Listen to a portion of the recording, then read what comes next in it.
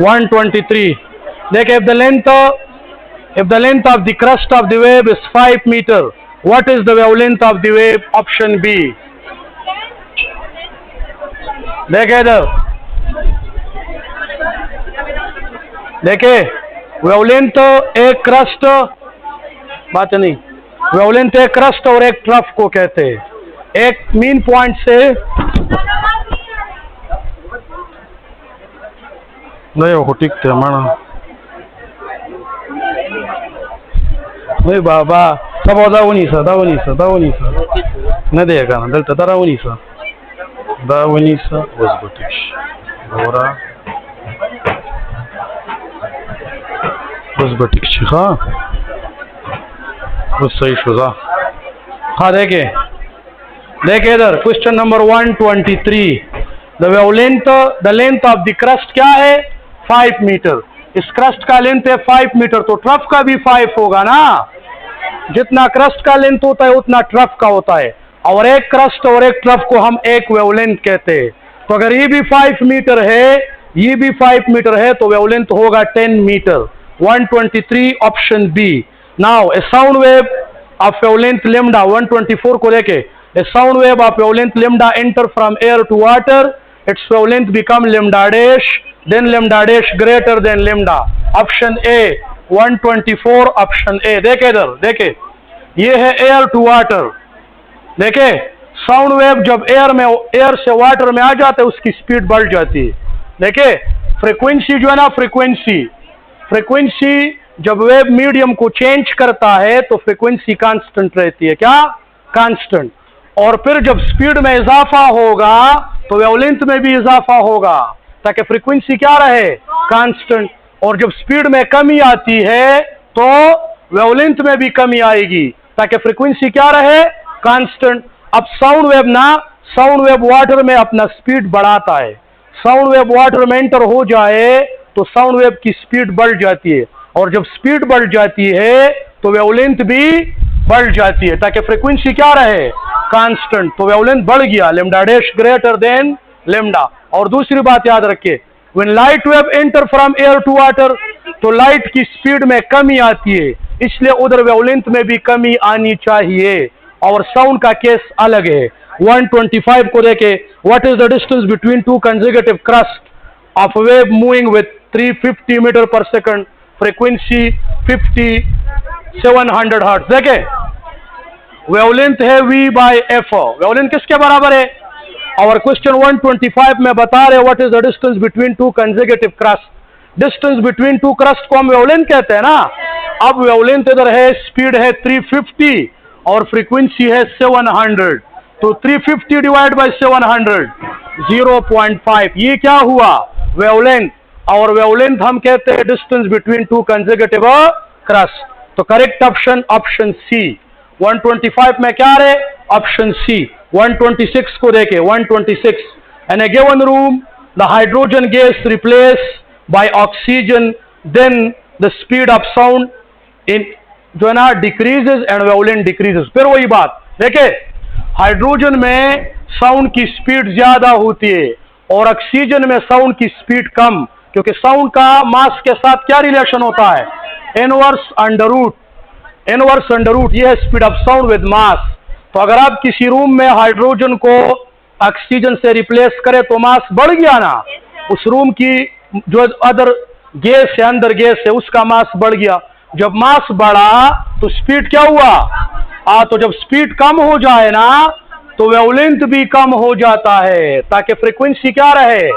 Constant. तो अगर आप रूम में हाइड्रोजन के बजाय ऑक्सीजन कर ले तो मास बढ़ गया, उससे स्पीड ऑफ साउंड कम हुआ, वेवलेंथ भी कम हो जाएगा। तो both A and B, speed भी कम और वेवलेंथ भी कम। ऑप्शन डी 126 में आ रहे, option D.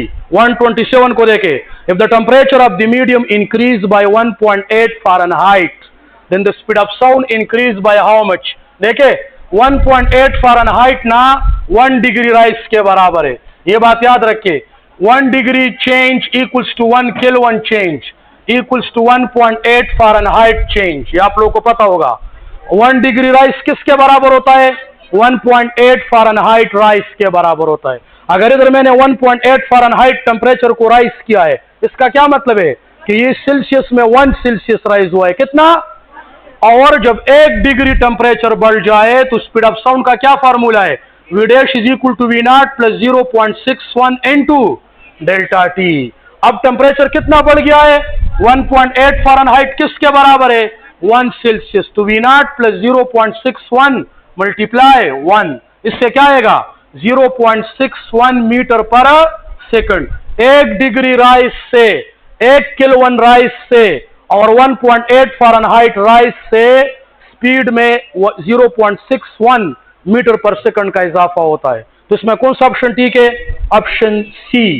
Option C is the correct option. 127 option C. 128 को देखें। If the distance between compression and adjacent rarefaction is 4 centimeter, then the wavelength of the wave, option A, 8 centimeter. देखें इधर, compression और रेरफ्रिक्शन के बीच जो है ना वो हाफ वेवलेंथ होता है, हाफ। एक कंप्रेशन और एक रेरफ्रिक्शन के बीच हाफ वेवलेंथ होता है। मैं कहता हूं कि कंप्रेशन और रेरफ्रिक्शन के बीच कितना फासला है? 4 सेंटीमीटर। और वेवलेंथ किसे कहते हैं? एक कंप्रेशन से दूसरे कंप्रेशन तक, कंप्रेशन से रेरफ्रिक्शन तक हाफ वेवलेंथ होता है, हाफ। तो हाफ वेवलेंथ कितना हुआ? 4 सेंटीमीटर। तो फुल वेवलेंथ क्या होगा? Full 4 multiply 2, 8 centimetre. कंप्रेशन और रेरफ्रिक्शन के बीच फासला हाफ वेवलेंथ के बराबर होता है। तो अगर हाफ वेवलेंथ 4 सेंटीमीटर है, देन फुल वेवलेंथ होगा 8 centimetre. The correct option is option A in 128। 129 को देखें। A generator produces the sound wave of wavelength 5 centimeter and speed 300 meter per second. When this generator take into the moon, the speed of sound become 0. Sound जो है ना वो moon पे move नहीं कर सकता। मून पे वैक्यूम है, वैक्यूम, और sound need proper medium. That is why the speed of sound in vacuum equals to 0। Option D. 129 option D. 130 को देखें। The speed of transverse wave in a string depends on the area of the string, inverse under root. 130 में आ रहे option D. देखे speed of sound का, speed of sound नहीं, speed of string का, speed of transverse wave का area के साथ क्या रिलेशन है? एरिया के साथ स्पीड ऑफ ट्रांसवर्स वेव का क्या रिलेशन है? एरिया ऑफ द स्ट्रिंग के साथ। V is inversely proportional to under root of area. और रेडियस के साथ ओनली इनवर्स, और डायमीटर के साथ ओनली इनवर्स, लेकिन एरिया के साथ inverse under root. The correct option is option D. 131 को देखे। The amplitude of wave x is half to the amplitude of wave y। y का एम्पलीट्यूड x के डबल है, x का एम्पलीट्यूड y के हाफ है। Moving in the same medium. ठीक, जब सेम मीडियम होना, then with and same nature, same medium में जा रहे x और y, लेकिन y का एम्पलीट्यूड x के डबल है, then which one is correct? The intensity of y is 4 time greater than x। 131 option C. इधर देखे, intensity is directly proportional to square of amplitude. ये क्या है? Amplitude of the wave. जब एक wave का एम्पलीट्यूड डबल होता है तो उसकी इंटेंसिटी 4 टाइम बढ़ती है, क्योंकि इंटेंसिटी का एम्पलीट्यूड के साथ क्या रिलेशन है? Direct square. एक वेव का एम्पलीट्यूड डबल हुआ, उसकी इंटेंसिटी 4 टाइम ज्यादा होगी। अब x का एम्पलीट्यूड हाफ है, y का डबल है, तो y का एम्पलीट्यूड, y की इंटेंसिटी डबल है ना, एम्पलीट्यूड डबल है y का, y का एम्पलीट्यूड x के डबल है, तो y की इंटेंसिटी x से 4 टाइम ज्यादा होगी।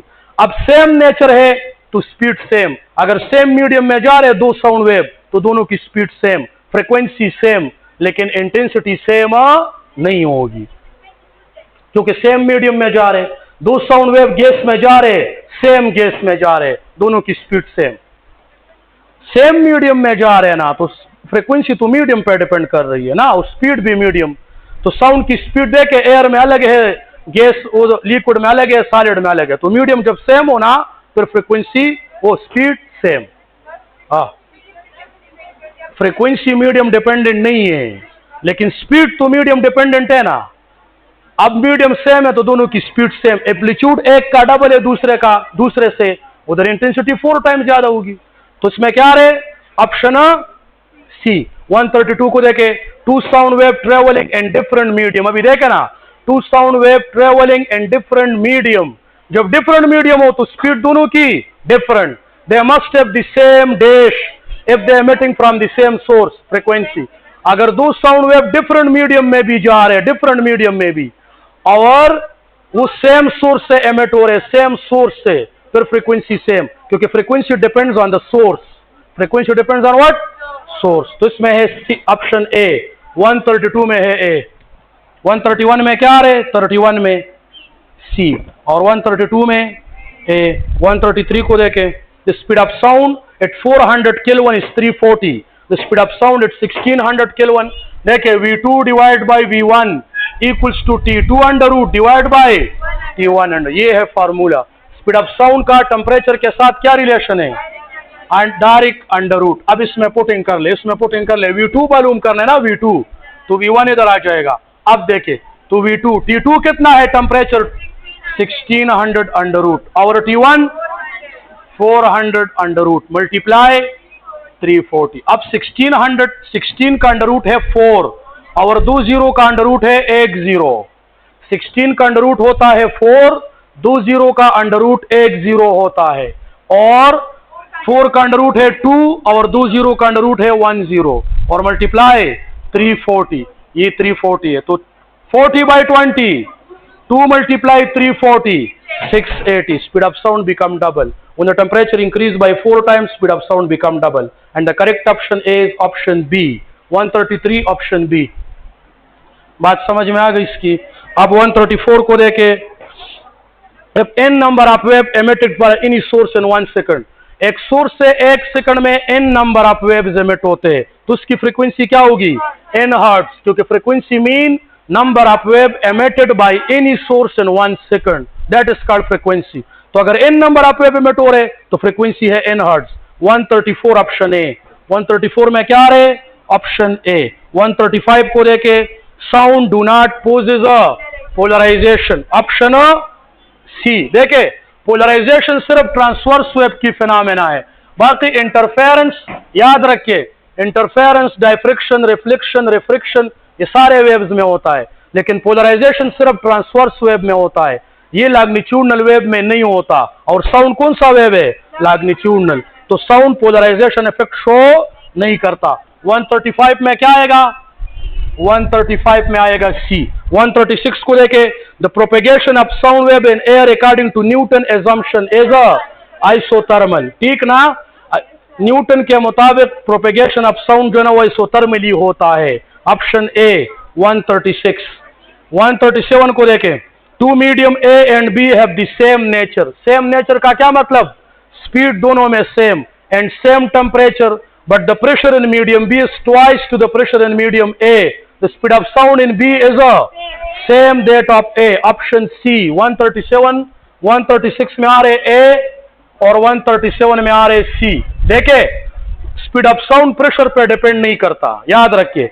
प्रेशर को आप डबल करे, हाफ करे, या इंक्रीज करे या डिक्रीज करे, speed of sound is independent of pressure. क्योंकि आप प्रेशर को बढ़ाते हैं ना, ये देखे स्पीड ऑफ साउंड का ये फार्मूला है, ये स्पीड ऑफ साउंड का फार्मूला है, इलास्टिसिटी डिवाइड बाय। तो जब आप प्रेशर बढ़ाते हैं ना तो डेंसिटी भी बढ़ जाती है और इलास्टिसिटी भी बढ़ जाती है। तो speed of sound does not depends on pressure. तो इसमें कौन सा ऑप्शन आ रहे? सेम, ऑप्शन सी आ रहे इसमें 137 में। 138 को देखे, the distance between first and third node in a stationary wave equals to what? देखे, फर्स्ट और थर्ड नोड मीन 2 लूप्स। क्या? ये है फर्स्ट नोड ना, और ये सेकंड नोड, और ये थर्ड नोड। तो फर्स्ट और थर्ड नोड का मतलब ये कि 3 नोड है, और 3 नोड होते हैं 2 लूप्स में, 2 लूप्स में। और स्टेशनरी वेव का वेवलेंथ का फार्मूला है 2L/n। n क्या है? n number of loops. तो अगर 3 नोड हो 3, तो नंबर ऑफ लूप्स होंगे 2। क्या होंगे? तो फिर वेवलेंथ होगा 2L डिवाइडेड बाय 2। n है नंबर ऑफ लूप्स ना, तो 2L/2। तो वेवलेंथ किसके बराबर हुआ? लेंथ के। और लेंथ किसके बराबर हुआ? वेवलेंथ के। तो कौन सा ऑप्शन ठीक है? Option D, D last one. हाँ देखिए, आपको कहते हैं distance between first and third node. तो फर्स्ट और थर्ड नोड मीन 3 नोड हो गए, 3 नोड। और जब नोड 3 होते हैं तो लूप्स 2 होते हैं। देखिए 1 node, second and third, 2 loops हो गए। वेवलेंथ का ये फार्मूला होता है 2L/N। तो N क्या है? Number of loops. अब 3 नोड में कितने लूप्स है? 2, तो 2L/2। तो लेंथ किसके बराबर हुआ? लेंथ, वेवलेंथ की। Option D is the correct option. 138 में आ रहे ऑप्शन डी। ठीक, 138 ऑप्शन डी। और 139 को देखे, string contain 10 loops in stationary wave, the number of node will be 11, option C. 139 option C. देखे नोट का फार्मूला है, नोट का n+1। नोट का क्या फार्मूला है? और n क्या है? Number of loops. अगर 10 लूप्स हो 10 तो नोड होंगे 11, और अगर 100 लूप्स हो तो नोड होंगे 101। एक ज्यादा होता है नोड, नंबर ऑफ लूप से एक ज्यादा होता है, तो इसमें है 11। 139 ऑप्शन सी। 140 को देखे, if the resultant amplitude of two wave, each of amplitude A is 2√A, what is the phase difference? Option A. 140 में आ रहे ऑप्शन ए। देखे ये एक वेव का एम्पलीट्यूड है ए, दूसरे का है ए, रिजल्टेंट है 2√A। अब आप इधर पुटिंग करें A1² plus A2² whole under root. ये वाला फॉर्मूला हम कब यूज करेंगे? जब एंगल 90 हो। ये रिजल्टेंट एम्पलीट्यूड के लिए फॉर्मूला, जब एंगल क्या हो। अब एक का एम्पलीट्यूड क्या है? A², दूसरे का A² और A², 2A², 2√, और A² का अंडर रूट A, 2√A आया कि नहीं? तो ये 90 पे पॉसिबल है। The correct option is option A 140 में। 141 को देखे, 140 में ए। 141 को देखे, 141 है electromagnetic wave of frequency 2 × 10⁻15 hertz, what is its wavelength? Option A. 141 में आ रहे ए। किस तरह? देखे इधर, वेवलेंथ बराबर है c/λ, v is equal to f lambda and lambda is equal to v is equal to f lambda, और lambda is equal to what? v/f। अब इलेक्ट्रोमैग्नेटिक वेव है, इलेक्ट्रोमैग्नेटिक वेव की स्पीड होती है c। क्या होती है? Speed of light. तो हम कहते हैं lambda is equal to c/f, c/f। अब हमें c जो है ना, c की क्या वैल्यू है? 3 × 10⁸, और फ्रीक्वेंसी कितनी की बने? 2 × 10⁻15। ये है ना। अब 3 को 2 पे डिवाइड करो, क्या मिलता है? 1.5, और 8 और 15, इधर 7 रह गया, ऊपर जाके -7 metre, that is the wavelength. तो अगर v is equal to f lambda है, इलेक्ट्रोमैग्नेटिक वेव के केस में हम पलटे c is equal to f lambda, और the correct option is option A in 141। 142 को देखे, Laplace corrected the Newton formula for speed of sound by considering adiabatic process. Laplace corrected the Newton formula by using adiabatic process. Laplace ने adiabatic process use किया था, Newton ने isothermal. Option B. 142 में आ रहे option B. 143 को देखे, the mood off vibration of the molecule in longitudinal wave parallel. Longitudinal wave में मॉलिक्यूल पैरेलल वाइब्रेट करते हैं, और ट्रांसवर्स वेव में परपेंडिकुलर। तो 143 में क्या आएगा? Option A parallel. 144 को देखे, when the wave enter from one medium to another medium which one must be changed? both B and C। 144 option D. देखे इधर, जब वेव एक मीडियम से दूसरे मीडियम में मूव करता है ना, एंटर होता है, तो फ्रीक्वेंसी रिमेन सेम, और वेवलेंथ और स्पीड का direct relation f is equal to v/λ। अब सुन ले, जब वेव एक मीडियम से दूसरे मीडियम में मूव करता है, एंटर होता है, तो फ्रीक्वेंसी में कोई चेंज नहीं आता, और अगर स्पीड बढ़ जाती है तो वेवलेंथ भी बढ़ जाता है, और अगर स्पीड कम हुआ तो वेवलेंथ भी कम हो जाता है, फ्रीक्वेंसी रिमेन कांस्टेंट। तो इसमें क्या ऑप्शन आ रहे हैं? कौन सा चेंज होगा? स्पीड भी चेंज और वेवलेंथ भी change, and frequency remain constant. इसमें है ऑप्शन डी 140। 144 में 145 को देखे, the ratio of the first harmonic wavelength of open organ pipe to close organ pipe. Option A. 145 में है ऑप्शन ए। देखे, ओपन ऑर्गन पाइप की फर्स्ट हार्मोनिक का वेवलेंथ है 2L। क्या है? 2L। और क्लोज ऑर्गन पाइप का फर्स्ट हार्मोनिक का वेवलेंथ है 4L। देखिए, ओपन ऑर्गन पाइप का फर्स्ट हार्मोनिक वेवलेंथ है 2L और क्लोज का है 4L। अब देखें, ratio of open to close to 2L/4L, L के साथ cancel, 2/4 1/2, The correct option is option A. Option A. 146 को देखे. A source of sound move toward the stationary observer with the half of the speed of sound. Then 100 hertz frequency will appear as a option A. 200 hertz. देखे इधर 200. Correct option is option A. 146 option A. देखे इधर देखे. जब source toward the listener जा रहा हो फिर फ्रीक्वेंसी का ये फार्मूला होता है. F dash is equal to V divided by V minus A into F. और ये क्या है? ये स्पीड ऑफ सोर्स. और ये क्या है? Speed of sound. अब सोर्स की स्पीड जो है ना वो साउंड के हाफ है.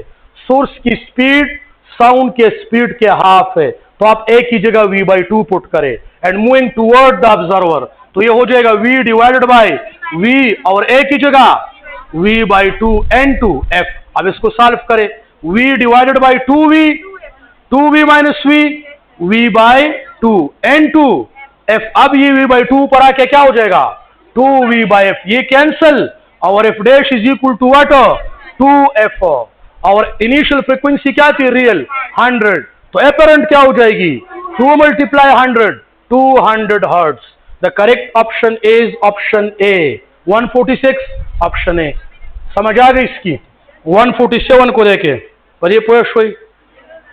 147 a sound wave of frequency f and wavelength lambda emitting from the train. Train है source of sound.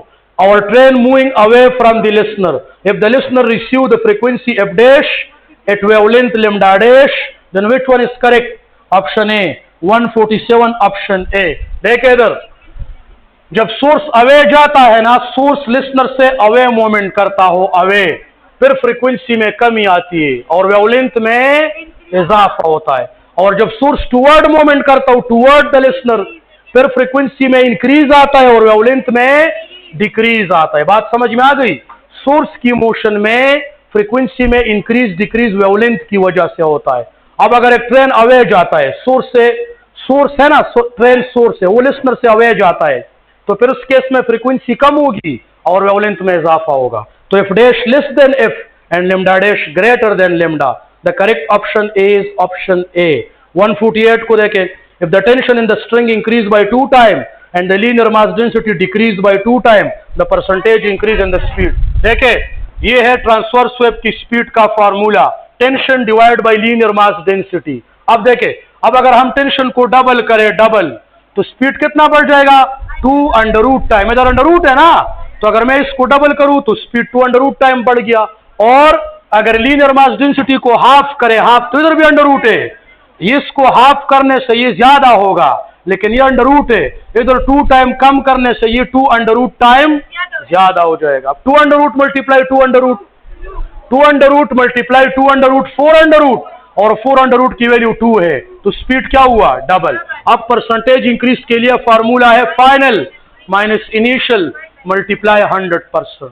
That is the percentage increase in the speed. अब फाइनल स्पीड कितना हुआ? फाइनल 2v और initial v multiply 100 2v minus v 1v multiply 100% 100%. The percent double 100% को कहते हैं. बस double 100% को कहते हैं. दाइसे कभी अखकारी नल तो स्क्रीन लगे दले कौन सा ये देखे ना स्पीड ऑफ ट्रांसवर्स वेव है टेंशन डिवाइड बाय ml. तो अगर आप टेंशन को डबल करेंगे तो speed of transverse wave 2 under root time बढ़ा. अगर आप ml को हाफ करेंगे तो स्पीड ऑफ ट्रांसवर्स वेव फिर 2 अंडर रूट टाइम बढ़ा. तो 2 अंडर रूट और 2 अंडर रूट तो परसेंटेज इंक्रीज किसे कहते हैं? Increase final minus initial. Increase change को कहते हैं ना कि कितना परसेंट इंक्रीज आया कितना परसेंट चेंज आया. 100%. करेक्ट ऑप्शन इज ऑप्शन ए. 149 को देखे 149 148 में क्या आ रहे अभी देखे सारे ए है ए. 148 में ए आ रहे. 149 में विच one is not mechanical wave? हाँ देखे नहीं. Infrasonic is the type of sound wave. Infrasonic and ultrasonic is the type of sound wave.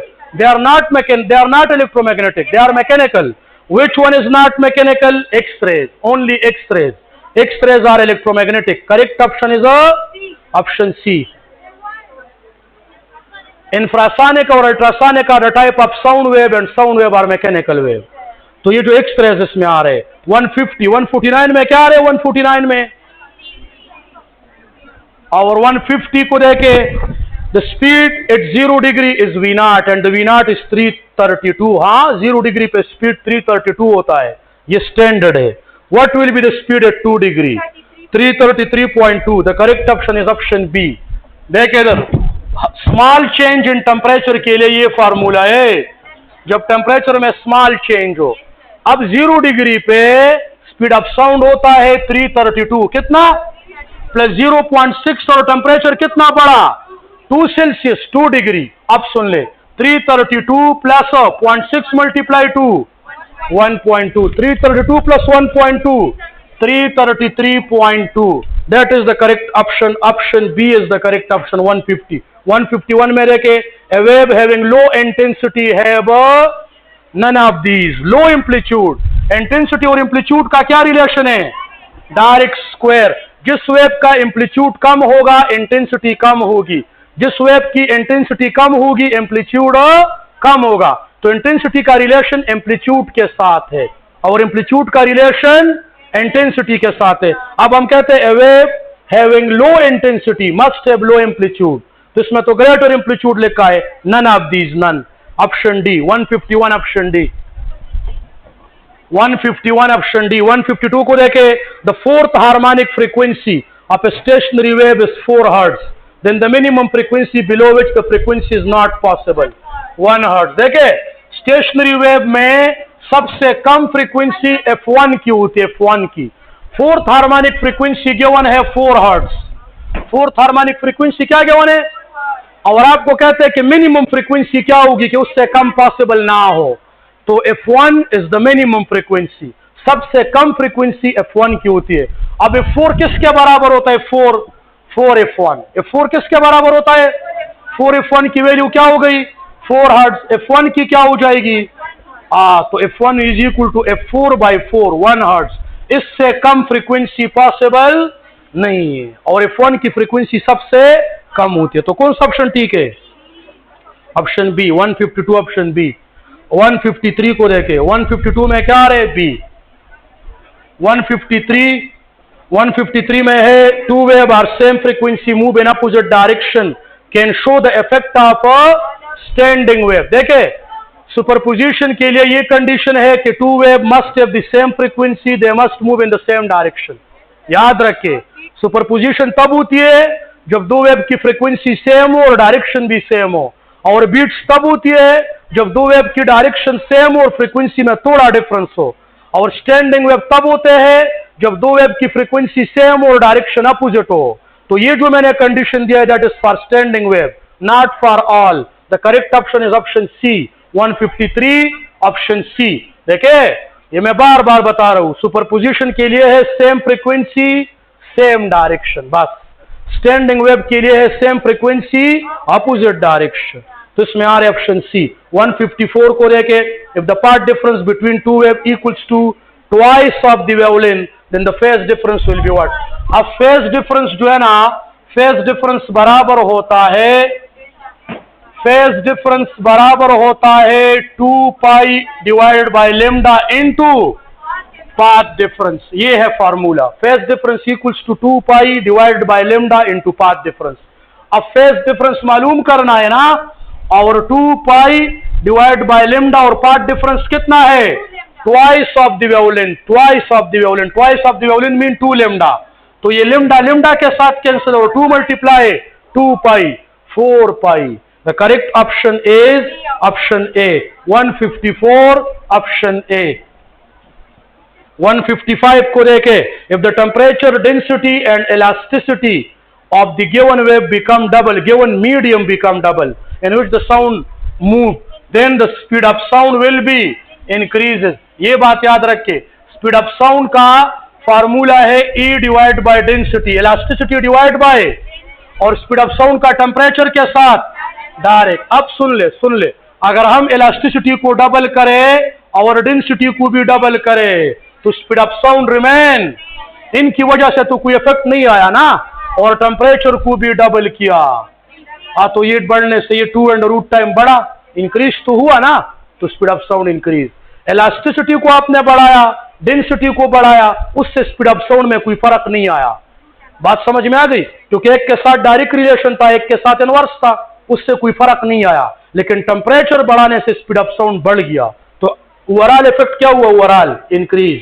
155 option A. 156 को देखे, 155 ऑप्शन ए। 156 को देखे, 156 है stationary wave of frequency 100 hertz form in a medium in which the velocity of sound is 200 hertz, then the distance between node and neighboring antinode will be 0.5. Option D is the correct option. इसमें किस तरह 0.5 आएगा? देख इधर, सुन ले। Node और node के बीच distance होता है λ/2। नोड और नोड के बीच कितना डिस्टेंस होता है? λ/2। अब ये कौन सा डिस्टेंस मांग रहे? नोड और एंटीनोड के बीच। नोड टू नोड डिस्टेंस होता है λ/2 और नोड और एंटीनोड के बीच, λ/4 कितना? और अब लेमडा मैं किस तरह मालूम करूंगा? V/F। लेमडा इस तरह मालूम करूंगा। तो वेलोसिटी कितनी है? 200 मीटर पर सेकंड। और फ्रीक्वेंसी कितनी है? तो 200/100 2। तो वेवलेंथ की क्या वैल्यू आ गई? 2 और डिवाइडेड बाय 4 0.5। ये λ/4 है distance between node and anti node, और λ/2 है distance between node and node. तो नोड और एंटी नोड का मांग रहे हैं, तो नोड और एंटी नोड के बीच डिस्टेंस होगा λ/4, और लेमडा हम मालूम करते हैं V/F से। तो V/F में पुटिंग करे, लेमडा मिल गई, लेमडा को 4 पे डिवाइड करे, you will get distance between node and anti node, and the correct option is option D 156 option D. 157 को देखें। Doppler effect, the shift in frequency does not depends on the frequency of the source.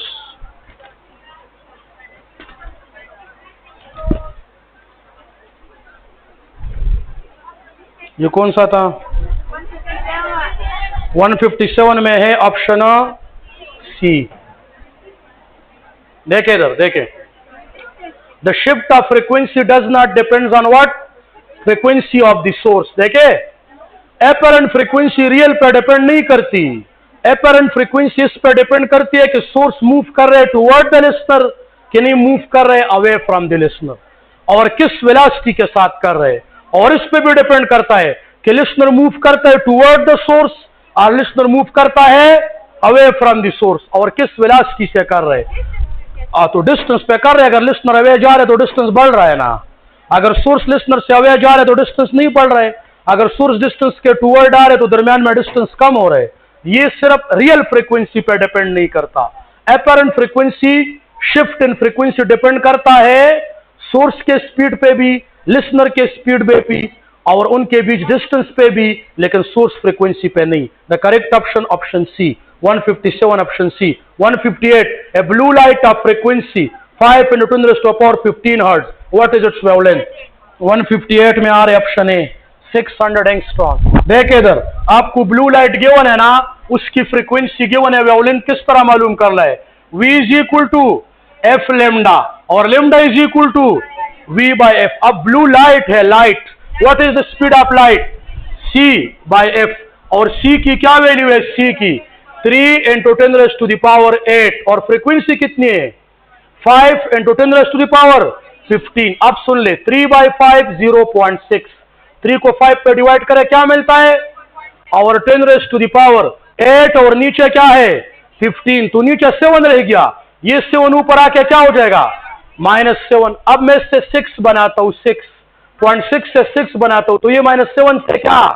-8। फिर मैं 60 बनाता हूं तो ये -9, फिर 600 बनाता हूं तो ये -10, और 10⁻10 को क्या कहते हैं? एंगस्ट्रॉम। तो 600 angstrom. Correct option is option A 158.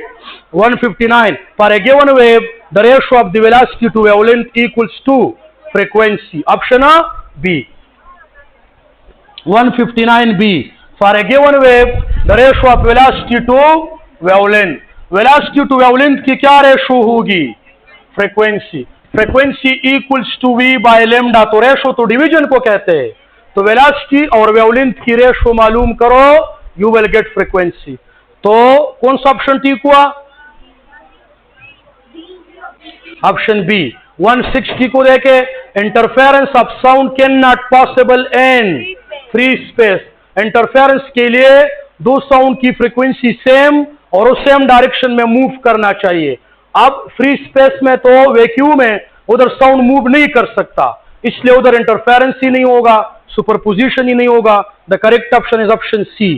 ठीक। 161 को देखे, फ्री स्पेस में साउंड इंटरफेरेंस नहीं करेगा क्योंकि उधर साउंड मूव नहीं कर सकता।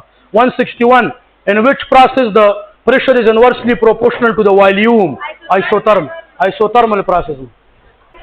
160 में क्या आ रहा है? 160 में हाँ 161 बात नहीं। In which process the pressure is inversely proportional to volume? Isothermal. Option A 161 A. देखे, बातें नहीं। आइसोथर्मल प्रोसेस में टेम्परेचर कांस्टेंट होता है। टेम्परेचर क्या? और प्रेशर और वॉल्यूम का ये बॉयल्स लॉ ओबे करता है। Isothermal process obey Boyle's law where pressure is inversely proportional to volume. ठीक। Option A. 162 को देखे, name the process in which temperature T1 shifted to T2, pressure shifted from P1 to P2, volume shifted from V1 to V1। Isochoric. कौन से process में volume में change नहीं आएगा? Isochoric. तो correct option is option B. 162 option B. 163 को देखे, 1000 joule of heat is provided. बात नहीं। 100 joule of heat is provided to thermodynamic system at constant temperature. The work done must be 100 joule। 163 option A. देखो गोरे, isothermal process में system को जितना भी heat दोगे वो सारा हीट इंटरनल एनर्जी वर्क में यूज होता है। इंटरनल एनर्जी जीरो होती है आइसोथर्मल में।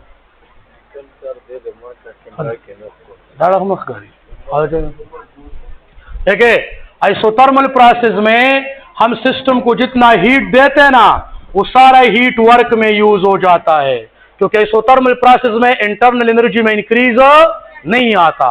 तो हमने सिस्टम को आइसोथर्मली कितना हीट दिया? 100 जूल। तो वर्क कितना होगा?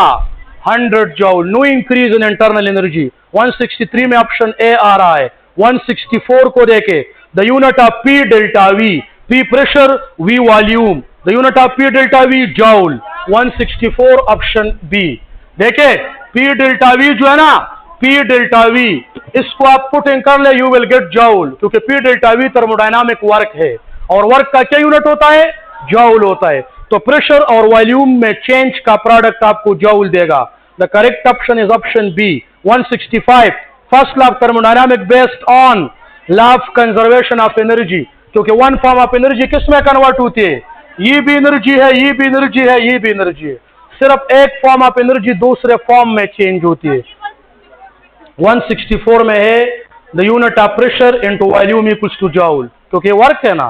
और 165 में है first of thermodynamic based on law of conservation of energy, option B है। 165 ऑप्शन बी। 166 को देखे, delta Q is equal to delta U plus delta W, applicable for isobaric process. और आइसोथर्मल प्रोसेस में ये जो फर्स्ट ऑफ थर्मोडायनामिक है ना, इसका जनरल फार्मूला है delta Q is equal to delta U plus delta W. अब सुन ले, आइसोकोरिक में वर्क नहीं होता तो डेल्टा यू क्या किसके बराबर? ये नहीं होता। आइसोथर्मल में इंटरनल एनर्जी नहीं होती, तो किसके बराबर? वर्क के बराबर। और आइसोबैरिक में इंटरनल एनर्जी भी बढ़ती है और वर्क भी होता है। तो ये प्रोसेस एक्चुअली ठीक है किसके लिए? आइसोबैरिक के लिए। The correct option is option C. 166 option C. 167 को देखे, let f with the frequency v is the speed and t is the time period of the sinusoidal traveling wave. The correct relation is f is equal to 1 over t. Frequency किसके बराबर है? 1 over time period. Option A. Frequency किसके बराबर है? 1 over time period. 168 को देखे, source and listener are approaching each other with half of the speed of sound. The ratio of apparent to real frequency. इसके लिए क्या है? 3:1। देखे, सोर्स और लिसनर एक दूसरे की तरफ आ रहे, टुवर्ड ईच अदर आ रहे ना, तो फिर उसके लिए फार्मूला क्या है? V plus B divided by V minus A into F, जब सोर्स और लिसनर दोनों एक दूसरे की तरफ आ रहे। और सुन ले, ये जो V है that is speed of sound, और लिसनर की क्या स्पीड है, half of the speed of sound. तो B की जगह क्या लिखूं, V/2, और V और सोर्स की स्पीड भी half of speed of sound, A की जगह क्या लिखो, V/2 N2 F। अब सुन ले, 2V प्लस V, एलसीएम इसका ले ले, 2V प्लस V 3V/2, और नीचे 2V minus V V/2 N2 F, V/2 cancel, और F डैश किसके बराबर हुआ, F dash equals to 3F। F dash is equal to what, तो अपरेंट फ्रीक्वेंसी रियल से 3 टाइम ज्यादा, F dash is equal to 3F, apparent frequency 3 time greater than real.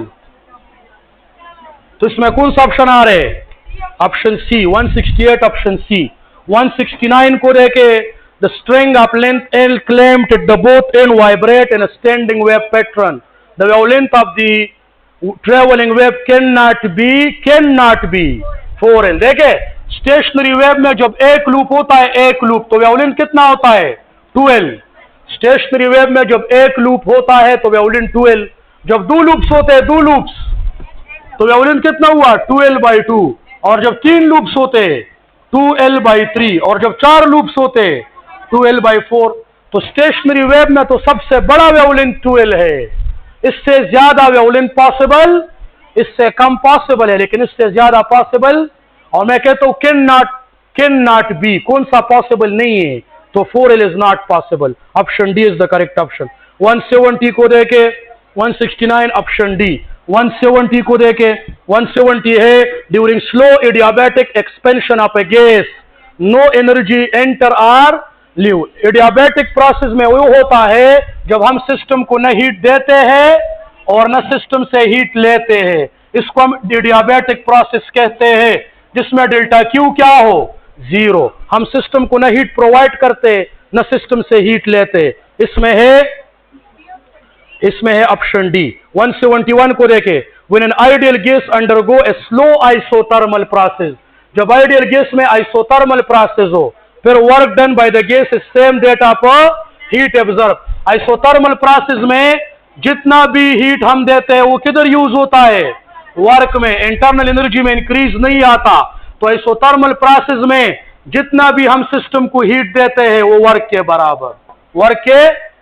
तो isothermally आप 171 को देखे ना, when an ideal gas undergo slow isothermal, बस बात को आइसोथर्मल किया ना, जब आइसोथर्मल किया the work done by the gas is same that of heat absorb. Option A 171, option A. 70 में तो डी है ना, और 171 ऑप्शन ए। 172 को देखे, the ratio of the specific heat at constant volume to constant pressure less than 1, option B. 172 में क्या आ रहे, ऑप्शन बी। देखे, Cp greater than Cv and Cp greater than Cp/Cv greater than 1, और Cv/Cp because Cp greater होता है किससे, Cv से, तो Cv/Cp less than 1, option B. 173 को देखे, if the pressure of an ideal gas is double during the process in which the energy given up to the heat by the gas equals to the work, ये कौन सा process है, energy by heat equals to the work, ये कौन सा process है, isothermal ना। Isothermal में हम सिस्टम को जितना भी हीट देते हैं वर्क के बराबर। तो आइसोथर्मल प्रोसेस में हमने प्रेशर को डबल किया, प्रेशर को क्या किया, वॉल्यूम का क्या होगा, हाफ होगा, वॉल्यूम बिकम हाफ। देखे, आइसोथर्मल प्रोसेस में प्रेशर और वॉल्यूम का इनवर्स रिलेशन होता है। And the second last, third last, a source emitting sound wave of frequency 1000 hertz. If an observer is moving in the same direction with the same speed of 100 meter per second, then the apparent frequency will remain 1000 hertz. Option C. देखे इधर, इसमें ये बात है, ये listener है ना और ये सोर्स है। देखे इधर, ये सोर्स 100 मीटर पर सेकंड के साथ जा रहे टूवर्ड ईस्ट, और लिसनर भी 100 मीटर पर सेकंड के साथ जा रहे टूवर्ड ईस्ट, दोनों सेम डायरेक्शन में जा रहे, सेम स्पीड के साथ। तो कभी लिसनर को फ्रीक्वेंसी में चेंज महसूस होगा, क्योंकि इनके बीच तो ना डिस्टेंस बढ़ रही है और ना कम हो रही है। जिस स्पीड के साथ सोर्स जा रहे उसी स्पीड के साथ लिसनर भी जा रहे हैं। तो लिखा है इसमें जिस डायरेक्शन में सोर्स जा रहे उस डायरेक्शन में लिसनर जा रहे। तो 100 hertz will 1000 hertz will remain 1000 hertz. Option C है इसमें। 175 a sound wave have the wavelength of 3 meter, the distance between compression center to adjacent rarefaction center 1.5। Option B. देखो गोरे, अगर हम कहना कि वेवलेंथ है, वेवलेंथ क्या होता है? वेवलेंथ है 3 मीटर, तो इसका क्या मतलब होता है? वेवलेंथ किसे कहते हैं? वेवलेंथ कंप्रेशन और कंप्रेशन के बीच फासले को वेवलेंथ कहते हैं। कंप्रेशन से लेकर दूसरे कंप्रेशन तक के फासले को क्या कहते हैं? तो एक कंप्रेशन से दूसरे कंप्रेशन तक का फासला 3 मीटर है, वेवलेंथ है 3 मीटर। तो फिर कंप्रेशन और रेफ्रिक्शन के बीच कितना फासला होगा? देखिए, कंप्रेशन टू कंप्रेशन फासले को हम वेवलेंथ कहते हैं। अब वेवलेंथ है 3 मीटर, इसका मतलब एक कंप्रेशन से दूसरे कंप्रेशन तक जाओगे तो 3 मीटर का फासला, तो कंप्रेशन से रेफ्रिक्शन तक आओगे तो 3 का हाफ ना, ये तो हाफ वेवलेंथ हुआ, तो 3 का हाफ 1.5। कंप्रेशन से रेफ्रिक्शन तक हाफ वेवलेंथ होता है, तो 3 टोटल वेवलेंथ है, तो हाफ वेवलेंथ 1.5 हुआ, क्योंकि कंप्रेशन और रेफ्रिक्शन के बीच फासला वेवलेंथ के हाफ के बराबर होता है। तो एक वेवलेंथ 3 मीटर है, तो half wavelength 1.5। And the last one, when the gas 175 में आ रहे B 176, when the gas is compressed internal energy increases। option temperature increase when gas compressor internal energy increase, and that is why temperature increase।